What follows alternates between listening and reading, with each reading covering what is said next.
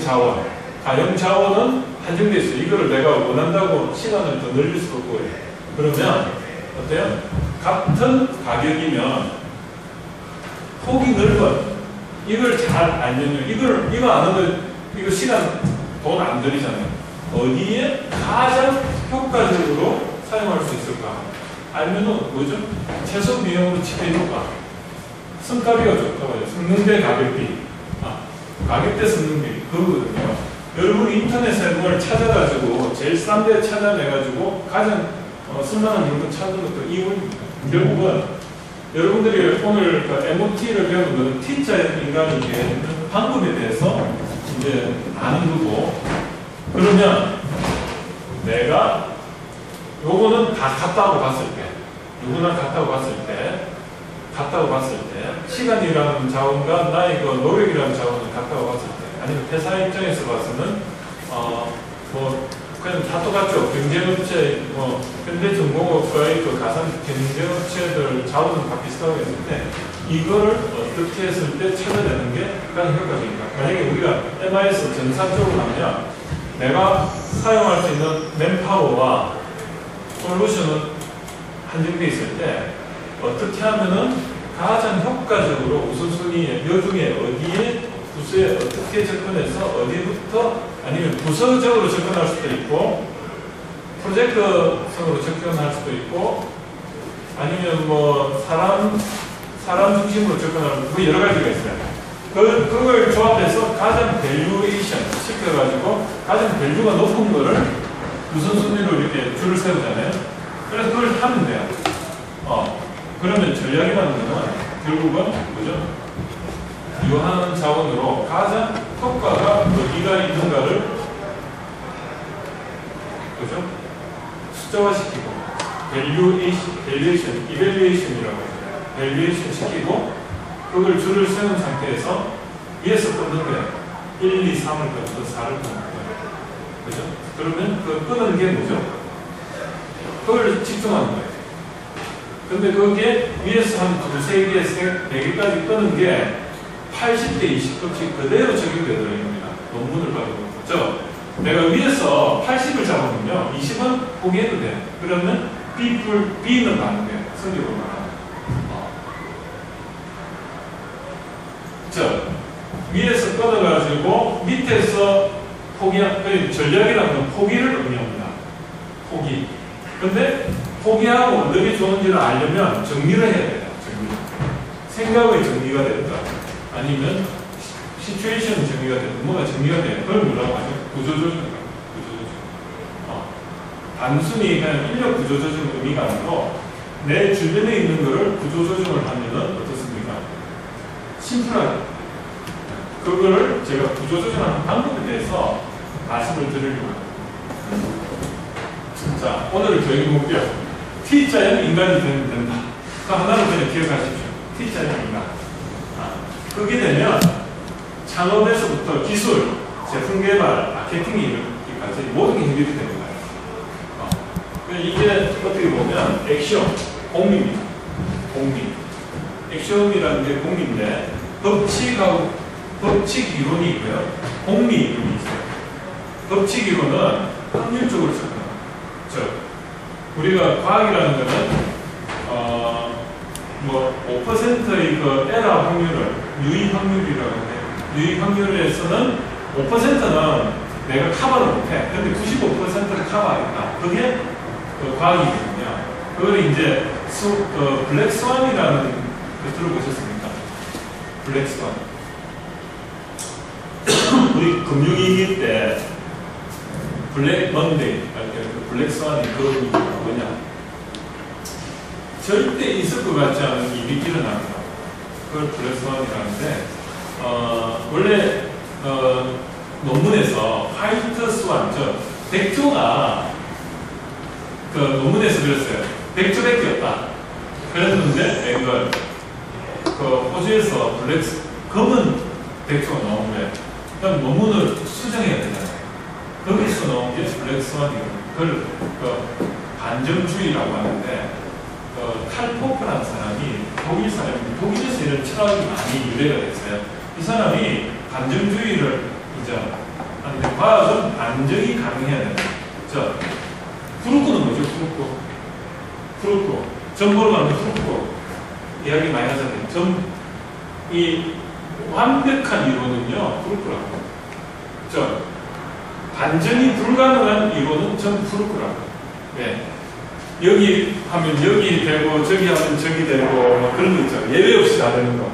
그건 오히려 더 경계해야 될 접근 방법이라고. 그래서 프루크의 반대는 과학인데, 과학은 확률적으로 접근하고 항상 예외를 인정하는 예외가 있기 때문에 과학입니다. 근데 100% 맞는 이론은 없잖아요. 근데 100% 다 맞다면 프루크입니다. 그런데 저 프루크와 이 법칙 이론 중간에 공리 이론이라는 게 있습니다. 공리는 확률적으로는 이거를 증명시키려면 윤리적으로 문제가 된다든지 아니면 회사를 망하게 만들어 봐야 된다든지 아니면 계획하에서 뭔가를 이렇게 해야 되는데 그 인류가 할 수 없는 부분은 이제 어떤 인사이트한 누가 통찰력을 가지고 한번 적용을 해봤어요. 그런데 맞아 들어갔다. 근데 그게 몇 %인지는 대충 몰라. 근데 맞아 들어가. 그게 공리라고 합니다. 시험이라고 하는데 그거는 이론으로 쳐줍니다. 그래서 제가 이제 말하는 거는 T자의 인간으로서 요거는 공리입니다. 공리. 이해가 좀 되시죠? 그래서 공리라고 설명을 드리고 여러분들의 목표는 이러한 T자의 인간으로서 역량을 가지는 이번 주 강의 3일간의 목적이고요. 목표고. 자, 그럼 교육의 특징은 이제 뭐 이론과 사례를 제가 이야기를 드리는데, 자, 하나 질문 드려볼게요. 목적하고 목표가 어떤 차이가 있는지 아세요? 목적. 옛날에 제가 대학교 강의는요, 제가 강의할 때 엄청 좋았어요. 왜냐하면 성적으로 모든 걸 컨트롤하니까, 자 하면은 평소에 저는 이제 시험을 안 봅니다. 그냥 손 많이 든 사람은 이 이걸 많이 써가지고 점수 많이 주고요. 그러다 보니까 괜찮아요. 여기는 선물을 하나도 못 가져왔습니다. 죄송합니다만 그냥 자발적으로 지금 목표와 목적이 뭐냐. 자, 그냥 실수해도 돼요. 이 자리는 저는 실수하라고 이걸로 질문도 하고 저도 실수하는 거 아닙니다. 목표가 어떤 차이가 있어요. 그냥 생각나는 거죠. 이거를 퍼실리테이터 기법이라는데 제가 이 퍼실리테이터 이것도 강의하는 하나의 아이템인데 아이디어를 확산시키고요. 아이디어를 모으는 코칭 개념입니다. 거기서 여러분들이 이 기술 경영을 할 때 퍼실리테이터 능력을 길러야 돼요. 일을 하자 했을 때 우리가 브레인스토밍 과정은 아이디어를 확산을 시키잖아요. 그리고 그 다양한 케이스를 만들어내고 그걸 가지고 다시 수렴을 하는 과정이 전략이거든요. 전략이라는 것은 경우의 수를 많이 만들어내요. 그 능력도 필요한데 그게 퍼실리테이터고 제가 이렇게 여러분들한테 물어보면 아이디어를 수렴하는 게 아니고 정답을 말하기 위한 아이디어를 말하는 게 아니고 확산시키는 겁니다. 이런 경우도 있고 이런 경우도 있고 제가 수렴을 또 시킵니다. 어떤 것 같아요? 목적은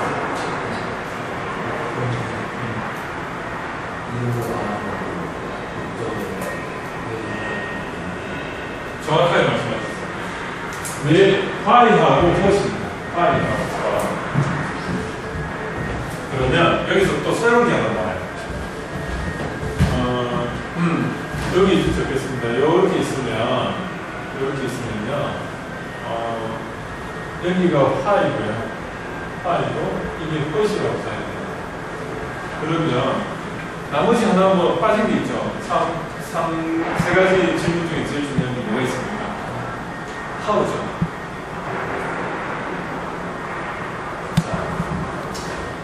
이게 목적입니다. 이게 목표입니다. 이게 솔루션, 수단입니다. 자, 이게 T자의 인간하고 어떤 관계가 있느냐. 수단, how가 뭐죠? 이거죠. 깊이죠. 전문성이죠. 그러면 목적이 뭐냐? 목적이 니즈입니다.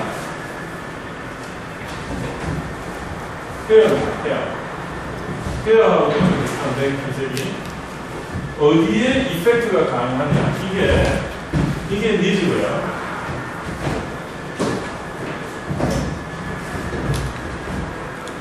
이게 니즈고 이게 메소드고요. 이게 하우입니다. 메소드고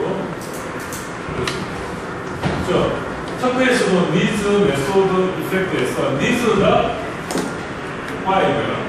그 다음에 메소드가 하우입니다. 다 똑같죠? 말만 다른 뿐이지. 첫 페이지 니즈, 메소드, 이펙트가요. T자형 인간에서는 Y하고 이게 Y고 Y하고요. 하우의 결합이에요. 하우 결합이에요.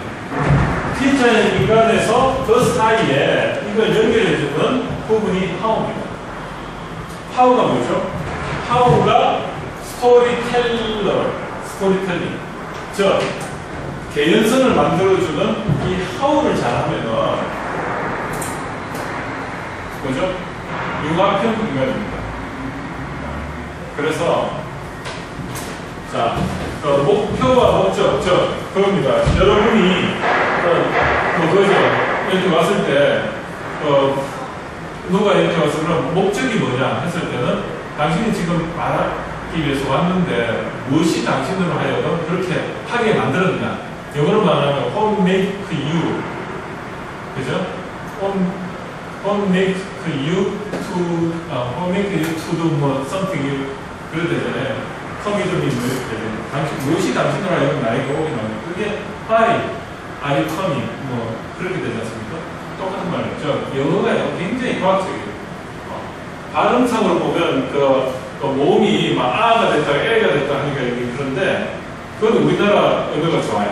그죠? 발음 문제가. 그런데 영어 구조는요, 육하고 지금 정확하게 싱크로나이즈가 되는 거죠. 그래서 영어적으로 한번 생각해 보면 좀 이해가 됩니다. 이 목적이 뭔가 여기 보세요. 여기 목표는 뭐죠? 이거는 전략이죠. 자, 여기서 한 가지만 더 말씀드릴게요. 하우하고요, why의 결과물이 what입니다.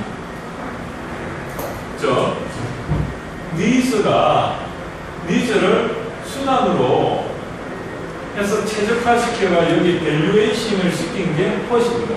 그 중에 1번이 가장 효과가 있고 2번이 가장 있고 그 다음에 3번이 있고 4번이 있고 이렇게 밸류에이션이 되면 이거를 선택하는 게 이게 전략입니다.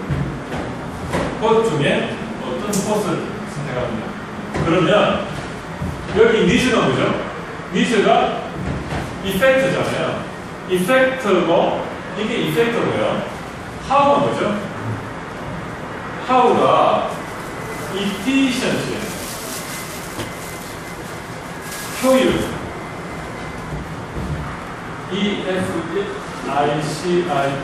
efficiency. 이게 뭐죠? 여기는 이게 이펙트잖아요. 그냥 다 똑같은 말입니다. 니즈가 이펙트고 메소드가 efficiency입니다. 이펙트 플러스 efficiency가 뭐죠? performance가 뭐죠? KPI, Key Performance Index 들어보셨습니까? 우리 전략 기획할 때 KPI가 뭐냐? Key Performance Index가 뭐냐? 했을 때 말하는 게 Effect 플러스 Efficiency가 뭐냐? 이렇게 개발 목표가 뭐냐? 그게 뭐죠? 컷이잖아요. 당신의 개발 목표가 뭐냐? 퍼포먼스가 뭐냐? 했을 때 why하고 메소드를 결합입니다. 그렇죠? 이거는 세상에 없는 가격을 지금 하고 있는 겁니다. 왜냐면 이건 책이 없어요. 책이 없고 제가 이거는 제 책에 있을 겁니다. 이런 말을 하는 데는 잘 없어요. 근데 퍼포먼스는 이펙트 플러스 이피션시 이런 건 다 나와 있어요. 근데 그게 저렇게 연결이 안 됩니다. 그러면 이피션시가 뭐죠? efficiency가 이거죠. 그죠? effect가 이거죠. T자에 인간에서. 그러면 이게 뭐죠? 이게 코스트예요. 내가 얼마만큼의 자원을 투자하는가. 이게 코스트로 볼 수가 있고요. 이게 뭐죠? 이 중에서 이펙트가 뭐죠? 이게 베니핏이에요. 이걸 뭐라고 하냐면 효익이라고 하고요. 어떤 데는 편익이라고 해요. 편익을 주냐 안 주냐.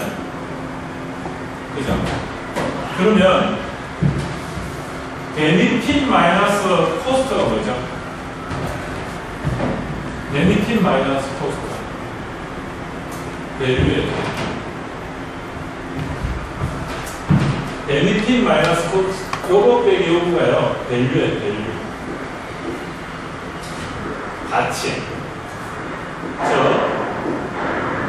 가치는 뭐냐면 요거 아까 이게 뭐죠? 이펙터. 이게 베니핏. 베니핏이고 메소드가 코스트예요. 우리가 그랬을 때 여기 밸류 영역이에요. 밸류. 이게 결국 밸류예요. 사업을 진행할 때 어떻습니까? 우리가 선정할 때 밸류가 있느냐 없느냐, 밸류에이션이 되어 있느냐, 이 말은 이게 뭐죠? 사업 타당성 분석을 했느냐, 사업 타당성 분석했느냐 이런 말 물어보지 않습니까? 그 사업 타당성은 결국은 두 가지입니다. 밸류에이션이 사업 타당성 분석인데, 타당성에는 두 가지 결과물이 나와요. 하나는 수치화된 게 나오고, 하나는 순서가 나와요. 전략적 순서. 두 가지가 결과물이 나옵니다. 그래서 사업 타당성은요, 그죠. 가치 산정이 어떻게 되어 있느냐. 두 번째는 그 중에 가치 중에 어떤 걸 최우선으로 해야 되느냐. 그 두 가지가 사업 타당성 분석의 결과로 나오고, 이 사업 타당성 분석을 가지고 여기서 이거를 목표를 이루기 위해서 뭘 하죠? 다시 how를 점검을 하는 거예요. 시간 대에 따라서 시간이라는 t에 따라서 이 how를요, 사람, 기술, 자본, 마케팅, 포엠이라고 하죠. 들어보셨습니까? 맨, 사람, 기술, 메소드, 그 다음에 마니, 그 다음에 마케팅. 그 사람과 돈이 결합돼야지 사업이 되지 않습니까? 사람과 자본이 결합이 되는데 이게 사람이고, 사람과 여기가 자본, 돈이 결합이 되는데 거기에 기술하고 그 다음에 시장, 사줄 시장이 있잖아요. 이 시장이 뭐죠? 헤어졌는데 시장이 결합이 되고, 이게 이 시간 축에서 이 시간대에는 뭘 하고, 이 시간대에는 뭘 하고, 뭐 하고 이렇게 사업 계획서가 나오지 않습니까?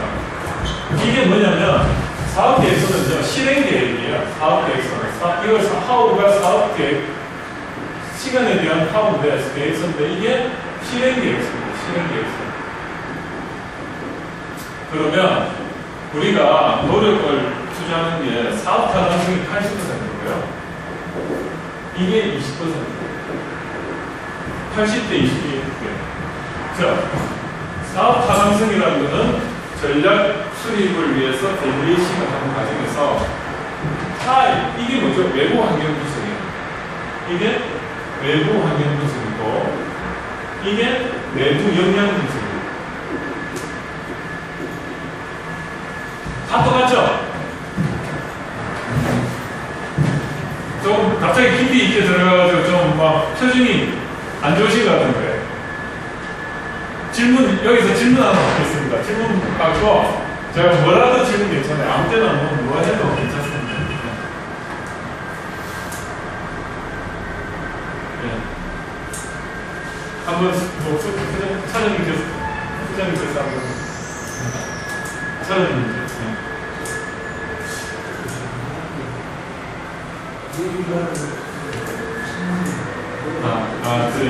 그래. 이게 여기서 끝나는 게 아니고, 제가 계속 이게 내일까지 한 10번은 반복할 겁니다. 결국은 니즈, 메소드, 이펙트가 메소드가 밑으로 가고 니즈가 여기로 갔고, 그죠? 근데 이게 결국 이 축이 요 T자의 위가 옆으로 간다고 보시면 되고요. 그리고 요 PT는 옆으로 이쪽으로 갔었다고 보면 돼요. 그래서 전략적 사고라는 것은 뭐냐면 이런 프레임을 만들 수 있는 능력입니다. 내가 차원을 생각을 하고요. 여기서 보면 이거 다 차원이잖아요. 차원. 디멘전. 측정 도구. 차원과 차원이 만나면은 프레임이 있습니다. 프레임. 책은 프레임이라는 책이 있습니다. 이 프레임이 뭐죠? 처음 아까 읽으실 때 제가 딱 이야기한 게 있습니다. 뭐냐? 생각의 렌즈, 마음의 렌즈. 그게 프레임입니다. 내가 이 격자틀을 통해서 세상을 보게 되는데 이 창을 통해서 우리는 세상을 보고 있지 않습니까? 네모의 창을 보면 네모의 세상이 보이고 세모면 세모로 보이듯이 우리의 그 마음의 창에 이런 전략적 프레임을 가지는 능력을 가지면 어떻게 되냐면 뭘 봐도 일단은 현상을 볼 때 뭘부터 봅니까?